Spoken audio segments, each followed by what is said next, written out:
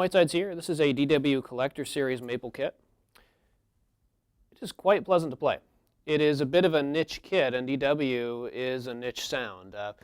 It's one of the most widely used things, but this is just my personal opinion. I feel like DW Collector Series kits really lend themselves to rock and blues. As far as DW Jazz kit, I like the Jazz Series for that, but what the Collector Series is an extremely warm, mid to low end focus kit. Almost every single one I've played has been that way, regardless of drum shell size. It's just the attack and the timbre that the kits have. Part of it is probably the shape of the bearing edges, the reinforcement hoops. The hardware probably has a lot to do with it in that you have a lot of lug surface area touching the shell. It's really interesting. You get a medium short sustained drum, but still so much power and warmth to it. It's very different from anybody else's drum shell. So don't ever let anyone tell you that you can put the right heads on a low-end kit and get the great sound. You can get a great sound, but not the niche great sound if you're trying to sound exactly like you want to. So if you like what I did, just kind of messing around with an improvised drum solo here, grab a kit like this or this one in particular. I'd like to talk a little bit about the Edge Series snare I have.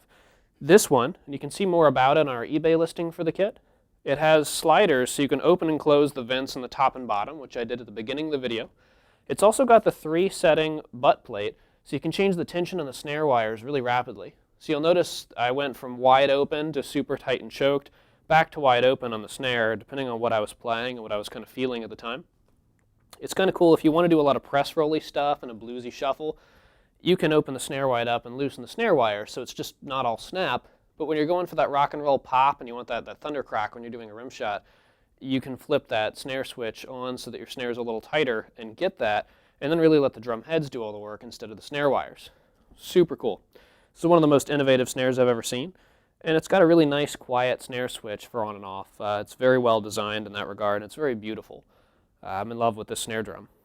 As far as the kit again, I kind of like that the shells seem to have a really concise note.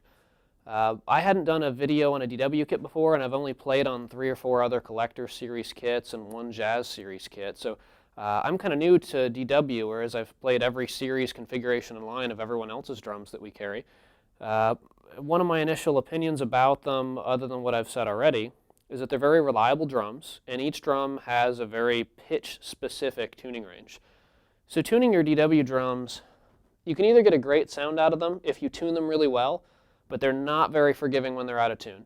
You can kind of get away with the Gretsch or Ludwig vintage sound and kind of expect that boom to happen, and it happens in a controlled manner, and when you're playing loud, you can get away with it. With DW drums, they can either sound a lot more focused, a lot more tonal, and really pitch specific, or if you get the heads to where they're not resonating in a good sympathetic frequency to what the shell naturally wants to resonate with, it's a lot more noticeable on DW. So it's a double-edged sword. All I'll say is tune your drums well if you're going to play DW. If you're going to spend this kind of money, take your time. Tune your drums at least every week. Even if you think they don't all need it, check them, or you'll get that one tom that just didn't quite sound right in a recording. In this recording, I wasn't super happy with the way the 10-inch was.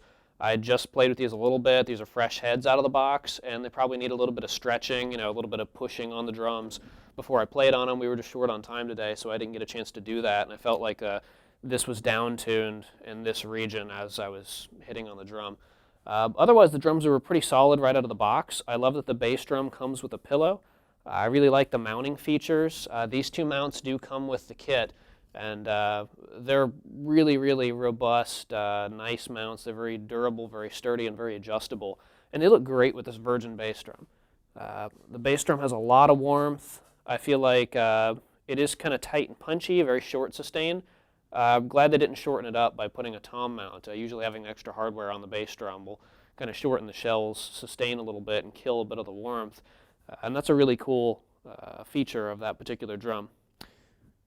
Other than that, it's a pretty ridiculous kit. Again, a little bit niche. It doesn't sing out enough for your hip-hop or reggae tones, if you ask me. You're just not going to get that open ringiness. Most of that's because you really need die-cast hoops and different shell construction to get there. But for blues or rock, I think this is one of the best kits we've ever had in the house. It's not really my genre, so sorry I don't feel like I was on my top of my game for doing a drum solo today, but I hope I got the point across of how the drums sound, and I hope you enjoy the video. Please find us on Facebook and give us some feedback on these, and we'll keep putting more of them out if you find my information helpful. Stephen Whitesides with Greenbrier Music here. Have a great day.